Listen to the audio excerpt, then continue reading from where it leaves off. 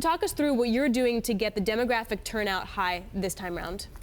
Every single thing that you can possibly do. We went where the people are. We went into the communities. We talked to them over the digital media in a way that is unprecedented.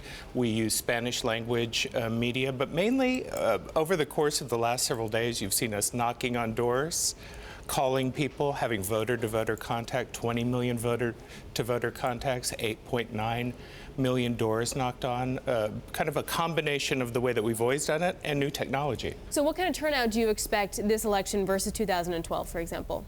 A Latino surge. By how much? Can you help us quantify? I think there'll be at least 2 million more Latino voters in this election than there were in the previous election. So, Henry, that will affect certain states more than others, some critical like Florida. I mean, you have a substantial Latino population in California, but let's be honest, as a practical matter, that's going to go for Hillary Clinton in any event.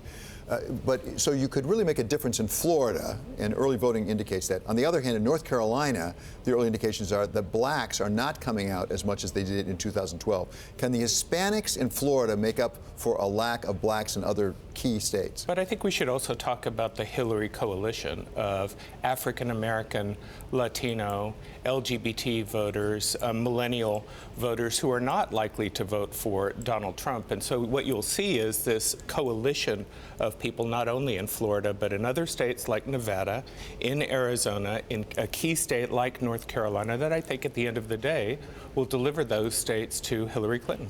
But do you think actually that Hillary Clinton will get the same support from the African American community in North Carolina as President Barack Obama did? Well, you know, let's look at the fact that Barack Obama is the first African-American president of this country, right? But both the president and the secretary have campaigned together, and I think that you're going to see in this election, on this election day, great enthusiasm in the African-American community, and at the end of the day, I believe we'll win a state like North Carolina. Well, this raises the question. The Hispanic vote has been called the sleeping giant for years, and it hasn't come out. So is this being driven by Donald Trump and the fact that people are unhappy about what he has said about Hispanics, Latinos, or is this finally the awakening so that your groups will be part of the voting coalition in large numbers in the future?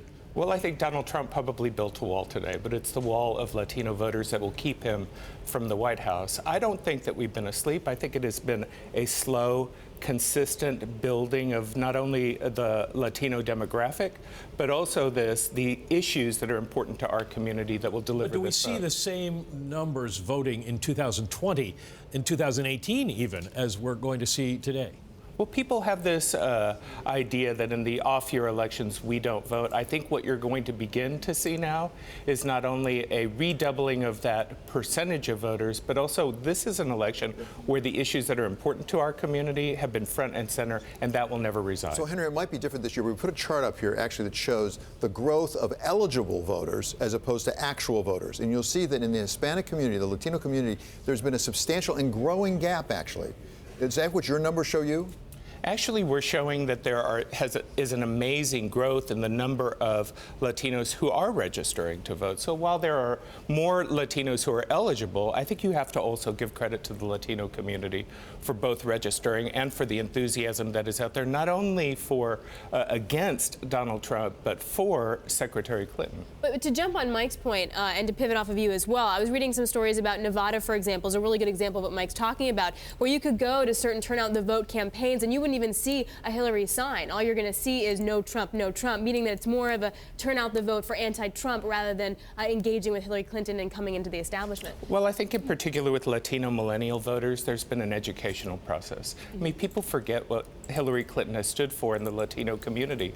For many, many, many years, most of those voters weren't even alive. But when you look at the numbers of people who are organizing on her behalf, right?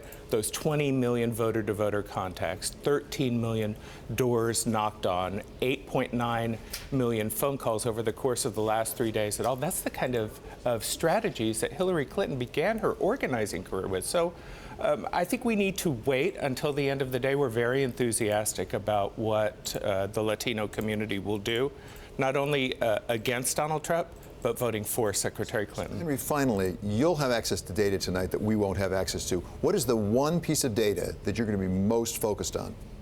that Latino millennial voters voted for Hillary Clinton, and at the end of the day, we were the margin of victory in the key battleground states.